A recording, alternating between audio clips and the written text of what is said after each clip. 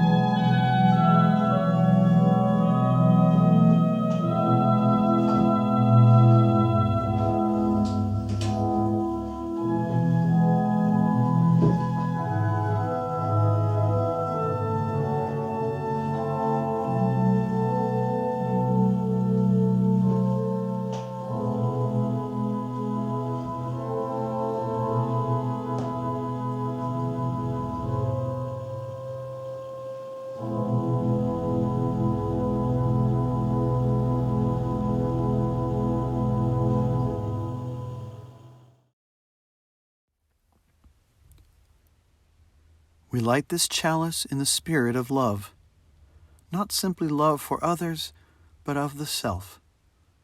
We light it knowing that to love the self is the hardest of all. We know all of our own sins so intimately we can scarce forgive them. But may this light shine on our gifts. May it shine upon our strengths. May it reflect its light upon our compassions and our kindnesses, so that we too may see our own worth, free of the stain of our own self-judgment, and be free.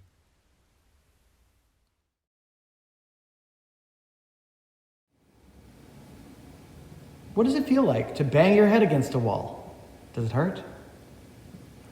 Assuming the answer is yes, why do we keep doing it? I love the old maxim which defines the word crazy as doing the same thing over and over again, expecting a different result. And yet we do that all the time. In love, we are constantly finding ourselves in this mode.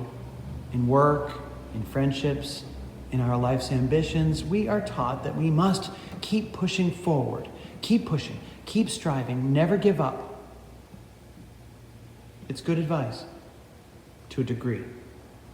But a bit of finesse is warranted. The danger is in pushing so hard you fall over, or worse, get nowhere. In Greek mythology, Sisyphus was king of Ephyra. He was a horrible man, arrogant, deceitful, ambitious, and homicidal. He did everything he could to push against the world and the tide of human progress in favor of his own ego and comfort. He even caused death itself to temporarily cease after he tricked Hades into chaining himself to the underworld. Tempting the wrath of Zeus, Sisyphus was finally defeated and consigned to an eternity of pushing a boulder up a hill. The rock would spring from his grip and roll back to the bottom the moment he was nearing the top. Every time. Forever. To this day, that mythological punishment is referred to in the form of a metaphor. The Sisyphean task, the definition of crazy, the pounding of one's head against a wall forever. But we love this. In fact, our culture encourages us as a duty to our own honor that we must keep pushing at all costs and never give up. We in turn mistakenly apply those notions to things which simply cannot be. We apply this degree of persistence because that which resists must perish. We must conquer, we must control, we must win. But are we playing by the wrong rules, or are we playing the wrong game? Zeus was satisfied by the cleverness of the punishment he gave to King Sisyphus because the king was not wise enough to ever give up. Zeus knew that he would be maddened by the perpetual failure long before he could ever wear himself out climbing up the hill again and again. His punishment was near perfect. There was, however, an undiscovered loophole. Had Sisyphus ever realized it, Zeus would have been defeated. What if Sisyphus had suddenly decided to no longer roll the boulder up the hill? What if he allowed himself to simply fail, to just give up? He would be doing so at the risk of moral defeat by Zeus. At least, that's what he would believe. In that moment, he would be technically allowing Zeus to win. Yet, we know who the real winner would be. It would be the one who stops pushing. But the one who stops pushing wouldn't know that it would be a winning strategy until he let go of his ego enough to attempt it. He'd have to have courage and willingness to fail. Still, determination, yes, but applied to a different game altogether. Zeus would have been enraged to be beaten at his own game had Sisyphus ever awoken to the idea of simply letting go. So what if the rock sits at the bottom of the hill? I happen to know personally a very large boulder which sits quite contentedly in the valley at the bottom of its former hilltop home. I can see it on the town square from my church office window. It's only a couple hundred yards from where I'm standing right now. And now it's a monument to resolution and community resolve, which no longer needs to sit atop the hill in order to be loved. The moral of the story? Stop pushing. Know what it is that you want, and then allow it to be rather than force it. Let it be pulled toward you. Allow yourself to be pulled toward it. Let go. There may be ways in which you are pulled toward different places than you would have imagined in order to have what you desire. Sisyphus wanted rest. Zeus wanted revenge. Sisyphus needed to change the game he was playing from Zeus's to his own. This is the practice of non-resistance. It's the most difficult one of all because it's disguised behind our need to push and control. It's a belief that we must keep pushing this boulder because it keeps falling back down. But that's a conclusion of the ego, which is mistaking the rules of the game. In fact, it's grossly mistaken about the very nature of the game itself. The boulder is not the one making the rules. It's the hill.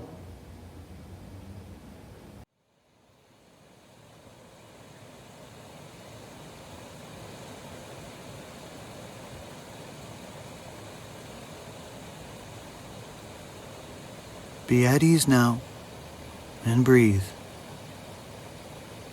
Notice your shoulders. What are they doing? Are they tensed? Relaxed? Breathe into your shoulders and neck. Feel the fibers within them relaxing and untangling. Breathe into your ease and comfort. Imagine yourself standing in the middle of a cool and strongly flowing river. You are not uncomfortable. You are not being pushed by the current too strongly. You are not afraid. But you are also not going anywhere. You are electing to stay as you are, changeless, unmoving, insistent to remain motionless as the current swirls around you. There is blessing in this, however limited it may be. You face upriver and watch as the water flows toward you. You imagine yourself strong and capable. You vow to stay in this spot. You declare it belongs to you. You could stand here and watch the water flow in your direction forever, until you cannot. In the distance, you see a large fallen tree floating in a wider part of the river upstream. It is coming downriver toward you. At first you conclude it to be of no concern. It will pass by you. Except that it won't. You know this, but cannot acknowledge it just yet. But as the fallen tree comes closer and faster as the river narrows, the inevitable becomes clear. You cannot stand this ground. You will have to make a decision about what to do.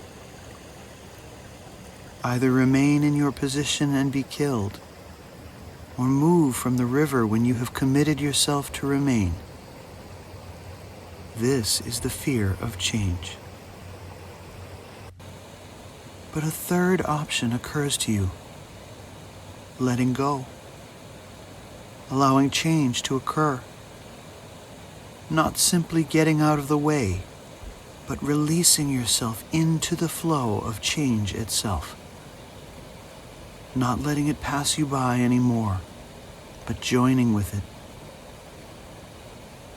But this is the most fearful choice of all, far less certain than death, and far greater a change than moving ashore. The fallen tree is much closer now.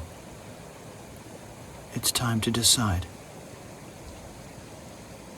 You choose to surrender, to submit to the flow and be carried away by it.